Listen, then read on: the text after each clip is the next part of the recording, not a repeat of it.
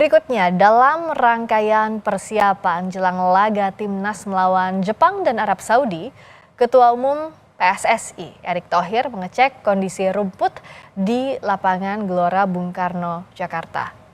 Menurut Erick Thohir, kondisi rumput di lapangan GBK dalam kondisi yang prima dan siap untuk dipakai melawan Jepang dan Arab Saudi.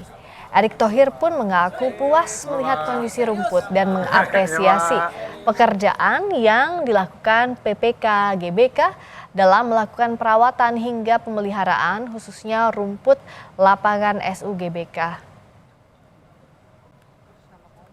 Rumput di GBK kita sedang menggunakan teknologi yang kita pelajari baru juga, namanya lay and play. Mungkin bapak-bapak, ibu dapat informasi yang salah. Hari ini saya ingin luruskan semuanya bahwa kita sedang mempelajari teknik rolling. Nah, kemarin ini kita pasang dengan cara meroll rumput-rumput tersebut di SU GBK. Dari roll tersebut maka akan pelan-pelan bersatu, dan hari ini usianya sudah cukup matang dan sudah kuat. Kami sudah gunting lagi, udah potong lagi lebih pendek. Nanti sebelum hari H, coach dari Timnas juga dari PSSI akan lihat lagi. Jika perlu dipotong lebih pendek, kita akan sesuaikan.